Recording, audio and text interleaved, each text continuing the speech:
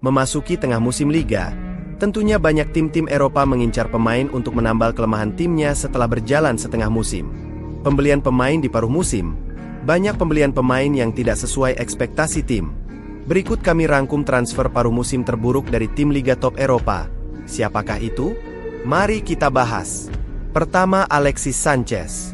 Ketika Alexis Sanchez pindah ke Manchester United pada Januari 2018, banyak yang menganggap ini sebagai perekrutan besar.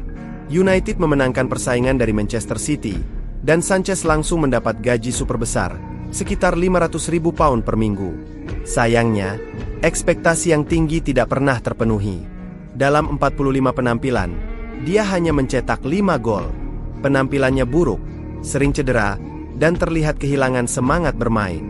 Pada akhirnya, United harus meminjamkannya ke Inter Milan sebelum melepasnya secara gratis. Transfer ini jadi salah satu yang paling diingat sebagai kesalahan besar karena tekanan gaji dan performa yang mengecewakan. Kedua, Andy Carroll. Liverpool mengeluarkan 41 juta euro untuk merekrut Andy Carroll dari Newcastle United pada bursa transfer Januari 2011. Harapannya, dia bisa menjadi pengganti Fernando Torres yang pindah ke Chelsea. Namun, ini ternyata menjadi kesalahan besar. Carroll gagal menunjukkan performa terbaiknya, hanya mencetak 11 gol dalam 58 penampilan. Gaya bermainnya tidak cocok dengan filosofi Liverpool, dan dia sering cedera. Setelah beberapa musim, Carroll dipinjamkan ke West Ham sebelum akhirnya dilepas. Transfer ini dianggap sebagai pembelian panik yang sangat merugikan Liverpool. Ketiga, Emmanuel Adebayor. Pada Januari 2011, Real Madrid mendatangkan Emmanuel Adebayor dengan status pinjaman dari Tottenham untuk memperkuat lini depan. Adebayor sempat memberikan beberapa momen bagus, mencetak 5 gol dalam 14 pertandingan, tetapi kontribusinya tidak cukup signifikan.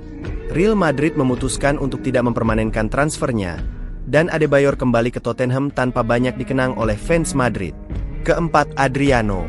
Adriano yang dikenal dengan kekuatan fisiknya dan kemampuan mencetak gol di Inter Milan, bergabung dengan AS Roma pada Januari 2010 dengan status bebas transfer. Roma berharap dia bisa mengembalikan performa terbaiknya yang sempat pudar akibat masalah pribadi dan kebugaran di Inter. Namun, selama setengah musim di Roma, Adriano gagal mencetak 1 gol pun dalam 8 penampilan.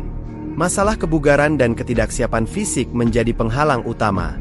AS Roma pun akhirnya memutuskan untuk tidak memperpanjang kontrak Adriano, dan karirnya semakin merosot. Transfer ini jelas menjadi salah satu kegagalan besar dalam sejarah Serie A. Kelima, Martin Braithwaite. Barcelona membuat keputusan kontroversial pada Februari 2020 dengan merekrut Martin Braithwaite dari Leganes dalam situasi darurat karena cedera panjang yang menimpa beberapa pemain depan mereka. Barcelona diberi izin untuk melakukan transfer darurat, dan Braithwaite datang dengan biaya sekitar 18 juta euro.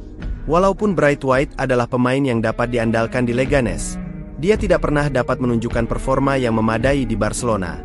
Gaya permainannya tidak cocok dengan filosofi tim, dan dia hanya mencetak 2 gol dalam 23 penampilan di La Liga. Transfer ini semakin dicap sebagai langkah panik yang tidak efektif, dan Braithwaite akhirnya dipindahkan ke klub lain setelah periode yang cukup singkat. Keenam, Lucas Silva. Lucas Silva adalah gelandang muda berbakat asal Brasil yang direkrut oleh Real Madrid pada Januari 2015 dari Cruzeiro dengan biaya transfer yang cukup besar. Namun, Silva kesulitan beradaptasi dengan permainan cepat dan intens di Eropa. Di Madrid, ia hanya bermain 9 kali dalam satu musim, dan performanya tidak cukup mengesankan untuk mendapatkan tempat reguler. Setelah dipinjamkan ke Marseille, Silva kembali ke Brasil dan karirnya meredup setelah kepindahannya ke Real Madrid yang sangat menjanjikan di awal. Transfer ini dianggap sebagai salah satu yang kurang berhasil dalam sejarah transfer Madrid. Ketujuh, Alexander Pato. Alexander Pato tiba di Chelsea pada Januari 2016 dengan harapan bisa menghidupkan kembali karirnya yang meredup.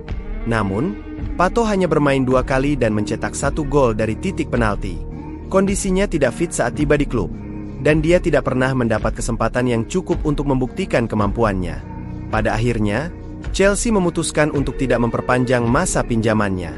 Itulah 7 transfer gagal pada paruh musim versi Football IQ. Apakah kalian setuju? Siapa menurut kalian pemain yang paling gagal? Tulis di kolom komentar ya.